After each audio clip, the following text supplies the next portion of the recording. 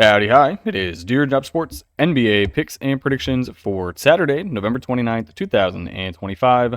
We're looking at the best bets of the day. Let's get into the video. All right, first things first, got to recap previous day's results. We go 5-4. We split every single game besides the Jazz, and then we lose our third player prop in the row. So I am taking a hiatus on player props for today's episode. I will be back Sunday with player props because currently I can't hit nothing. All right, so our winners. We had the Hornets plus 2.5. Turns out the Bulls, when they sit their entire lineup, they're not very good. Hornets win the game 123-116. Chicago Bulls starting lineup, basically the same, besides they did not have Isaac Okoro. That was really it. Buzelis played, Vooch played, Giddey played. Their bench, Dosunmu. God, I really thought some of these guys didn't play. Kevin Huerter played. The Hornets just beat them straight up. Kind of impressive. You had Miller go for 27. You had Bridges go for 22. Con Knippel went 12, 5, and 4. So he did not hit his 25.5 player prop. Not fun. Next game, we had the over 240.5 and the Hawks and the Cavs. Dude, my Cavs are horrible. How do you give up 130 points to the Hawks on the road? They let Jalen Johnson go for 29, 12, and 12. Evan Mobley, what are you doing? You're the former Defensive Player of the Year, and now y'all are just getting housed. Absolutely housed by the Hawks. Donovan Mitchell puts up 42. Darius Garland goes for a double-double with 15 and 10 assists. Mobley goes for 20 and 14. Our bench might as well have not even played. They were horrible. We just didn't play any defense. How do you play no defense with Mobley and Hunter next to each other? That makes no sense. Then we had the under 234.5 in the Knicks and the Bucks game. Dude, the Bucks could have won this thing on the money line. Like they had, what was their largest lead of the game? They had a 12-point lead in this game, the Bucks did. Giannis played. He went for 30 points, 15 boards, 8 assists. Final score, 118-109. That is 227 and a lot under 234.5. Final game, I thought we were going to split this, and then both teams just went nuclear in the fourth quarter. Jazz minus 112 on the money line. Check. Over 239.5. Check. In the final quarter, they scored 84 points. I don't even know how. You had Russ go for a triple-double, 16, 12, and 14. Levine went for 34. Keegan Murray, 23. You would Maxime Reynaud. Oh, the Stanford guy. He went for 19 off the bench. Utah, however, Keontae George, 31. Bryce Sensabaugh, 20. Lauri Markkanen, 28. Dog. Thank you, Utah. The Kings are horrible. Losses, we had the over 249.5 in the Bulls game. Why did this one not hit? If they played most of their starters, what went wrong here? The answer, the Bulls couldn't shoot from deep. 8 of 36. Good God. Chicago, they are tanking. Then with the Cavs, minus 5.5. I guess we just don't play defense anymore. Like, I'm grateful we hit the over of 240.5. Why don't we play defense anymore? Why are we ass? The Cavs are now 12-8 on the year. We were projected number 1 in the East by a million. We're just getting housed. This is not fun. We had the Bucks plus 7.5. I feel like they were covering this number for the entire game until they lose by 9. They only scored 21 points in the fourth quarter. I don't love that. Don't love that at all. Then we had Con PRA 25.5. He goes for 21.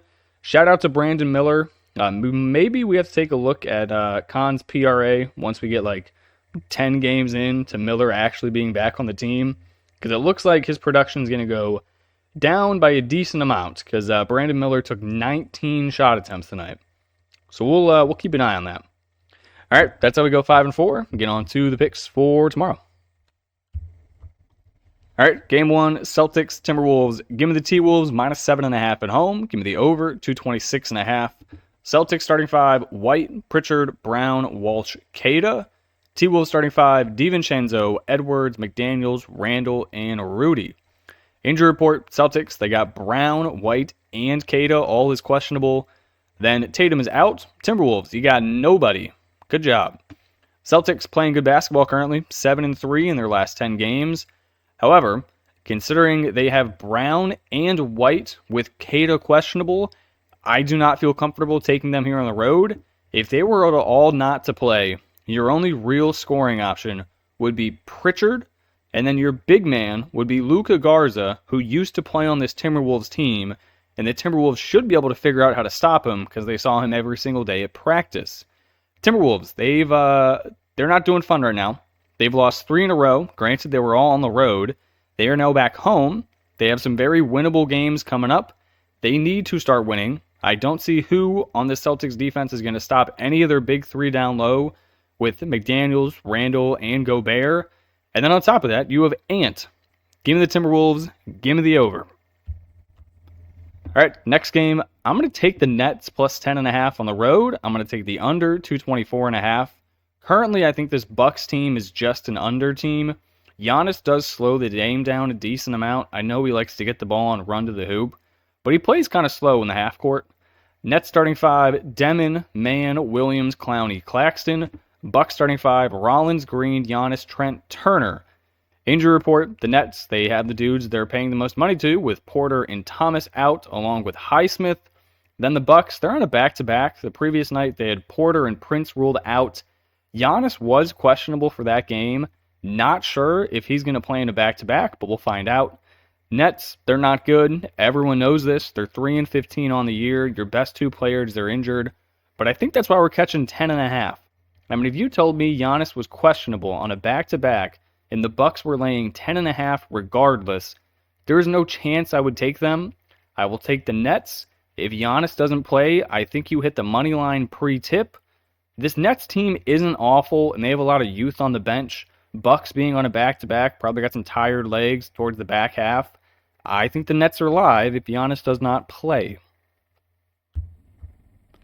All right, next game we got Nuggets, Suns. Give me Denver, -6. Give me the under, 233.5. Nuggets starting 5, Murray, Johnson, Jones, Watson, and Jokic. Suns starting 5, Booker, Colin Gillespie, Brooks, O'Neal, Williams. Injury report, who knows? Both of these teams are on a back-to-back, so this is highly subject to change. Previous nights, the Nuggets, they had Strother, Gordon, and Braun all ruled out. The Suns had Livers, Allen, Dunn, and Green. Nuggets are coming off of a home loss to a Spurs team without Wemby. They don't lose games normally often, and especially at home. I will back them in a bounce-back spot on the road against a Suns team who also just lost. They lost a really close 4-point game to the Thunder. They now have to travel back home. I think they're going to be exhausted. I mean, if you're losing a road game to the Thunder by 4, and your reward for that is a back-to-back at home against the Nuggets, that's not going to be fun.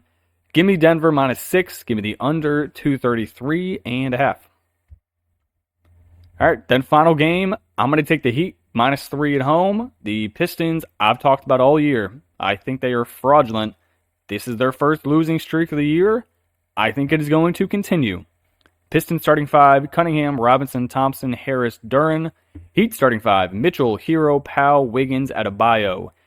Injury report, Pistons, they're on a back-to-back. The previous day they had Clintman and Sasser ruled out. The Heat, they are not on a back-to-back. They have Wiggins, Powell, and Jaime Jaquez all questionable. Scary Terry still ruled out for gambling on himself. Pistons, their first losing streak of the year, like I said. They have dropped back-to-back games to the Celtics and the Magic. Both of those are significantly worse teams than Miami. They played a very physical game at home tonight to the Magic. They now have to travel. This is their 3rd game in 4 days, and it's a back-to-back road spot. I don't love this. The Heat, 13-6 on the year, currently on a 6-game winning streak. It is slightly concerning that they have 3 of their main guys on the injury report, but I will back them. They have Hero back in the lineup. They're looking nice. They're rolling. I'm not going to fade it. Give me the Heat. Give me the over. All right, then like I said, no player prop because I've lost 3 days in a row, and I'm going to take a day off of that nonsense.